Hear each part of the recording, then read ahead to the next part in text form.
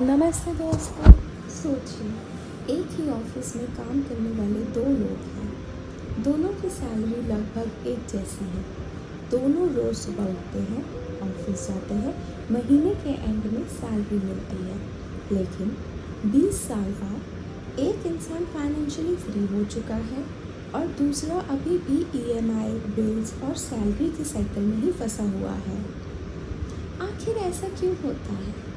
क्या सिर्फ ज़्यादा पैसे कमाना ही अमीर बनने का रास्ता है, या फिर असली राज कहीं और छुपा है?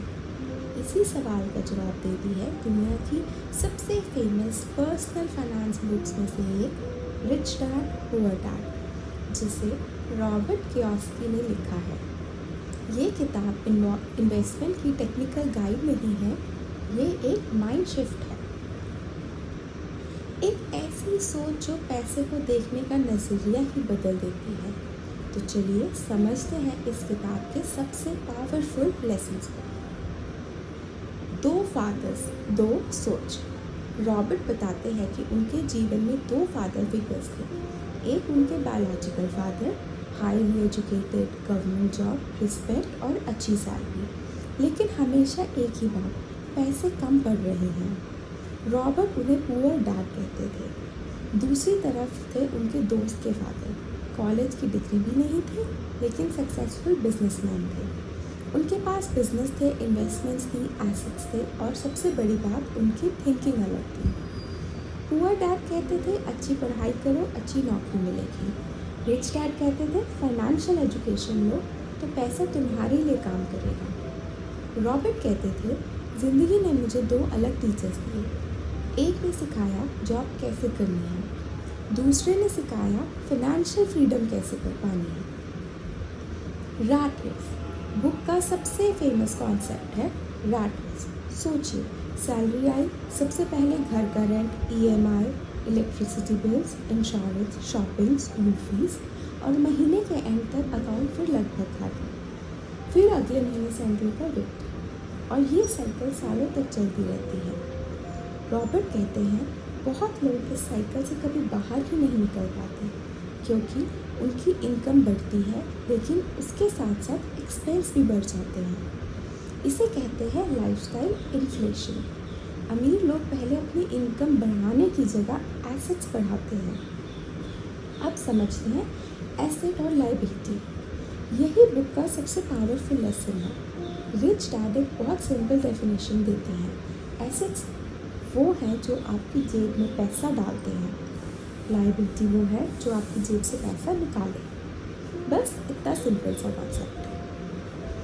अगर कोई इन्वेस्टमेंट हर महीने इनकम जनरेट कर रही है तो वो एसेट है।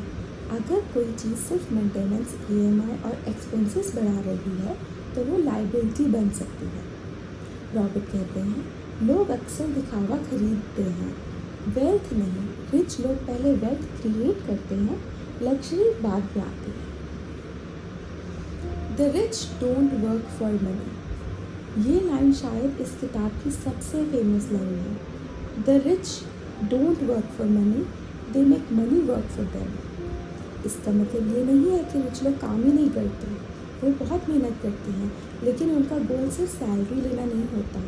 वो ऐसे सिस्टम बनाते हैं जो उनको बिना इनकम जनरेट करे, इसी को जो बिना काम के भी इनकम जनरेट करे। इसी को आज हम पैसिव इनकम या कैश फ्लो के नाम से भी समझते हैं। अब आती है फाइनेंशियल एजुकेशन। रॉबर्ट एक इम्पॉर्टेंट बात कहते हैं, स्कूल हमें एम्प्लॉय बनाना सिखाता है लेकिन फाइनेंशियल एजुकेशन बहुत कम मिलती है। हम फिज़िक्स पढ़ते हैं, मैथ्स पढ़ते हैं, हिस्ट्री पढ़ते हैं, लेकिन investment, cash flow, taxes, business, debt, इन सब के बारे में बहुत कम सीखते हैं। इसी वजह से कई डॉक्टर्स, इंजीनियर्स और प्रोफेशनल इन्हीं अच्छी इनकम के बाद भी फाइनेंशियल स्ट्रेस में रहते हैं। नॉलेज ही एक लॉन्ग टर्म वेल्थ बनाती है। Mind your own business. Robert कहते हैं चाहे आप जॉब करते हो फिर भी अपना फाइनेंशियल फ्यूचर सिर्फ एम्प्लॉयर के भरोसे मत छोड़ो। अपने एसेट्स बिल्ड करो, हर महीने थोड़ा इन्वेस्ट करो, नई स्किल सीखो, ऐसी चीज़ें क्रिएट करो जो फ्यूचर में भी वैल्यू देती रहें। उनका मानना था कि इनकम के साथ साथ ओनरशिप भी जरूरी है। अब आता है फियर और फेलियर। बुक का एक और इम्पोर्टेंट लेसन है, लोग अक्सर पैसा इसलिए नहीं बना पाते क्योंकि उन्हें लॉस का डर होता है या फिर लोग क्या कहेंगे इस बात का डर होता है। रिच डैड कहते हैं गलतियां सबसे अच्छे टीचर्स होती हैं। जो इंसान हर बार गिरकर कुछ सीखता है वही आगे बढ़ता है। फाइनेंशियल दुनिया में भी एक्सपीरियंस बहुत इम्पोर्टेंट होता है। टैक्स और कॉर्पोरेशंस। बुक में रॉबर्ट ये भी एक्सप्लेन करते हैं कि फाइनेंशियल रूल्स को समझना जरूरी है। उनका कहना है कि सक्सेसफुल बिजनेस और कॉर्पोरेशंस अलग फाइनेंशियल स्ट्रक्चर्स पर काम करती हैं।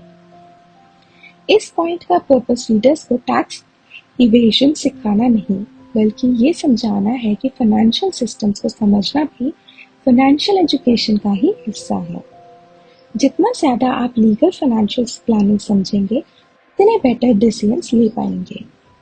सबसे बड़ी लर्निंग, अगर इस पूरी किताब को एक सेंटेंस में समझना हो तो वो शायद ये होगा, अमीर लोग अलग पैसा नहीं कमाते, वो पैसे के बारे में अलग तरीके से सोचते हैं। उनकी प्रायोरिटीज होती है फाइनेंशियल एजुकेशन, एसेट्स बनाना, लॉन्ग टर्म थिंकिंग और अपने लिए अपॉर्चुनिटी क्रिएट करना। तो दोस्तों, रिच डैड पुअर डैड हमें ये नहीं कहता कि कल से जॉब छोड़ दो, ये भी नहीं कहती कि हर इंसान बिजनेसमैन ही बने। ये सिर्फ एक बात सिखाती है, अपने इनकम का एक हिस्सा अपने फ्यूचर के लिए काम पर लगाओ, पैसे को समझो, फाइनेंशियल एजुकेशन लो और धीरे धीरे ऐसे एसेट्स बनाओ जो वक्त के साथ आपको फ्रीडम दे सके। क्योंकि आखिर में पैसा कमाना एक स्किल है, लेकिन पैसे संभालना और उसे बढ़ाना एक अलग स्किल है और वही स्किल इस किताब का असली मैसेज है। अगर आज की ये समरी आपको पसंद आई हो तो वीडियो को लाइक जरूर करिए। कमेंट्स में बताइए आपके हिसाब से सबसे पावरफुल लेसन कौन सा था। और अगर आप ऐसी ही बेस्ट सेलिंग बुक्स की सिंपल समरीज सुनना चाहते हैं तो बुक समरीज बाय आश को सब्सक्राइब करना मत भूलिए। मिलते हैं अगली बुक समरी के साथ।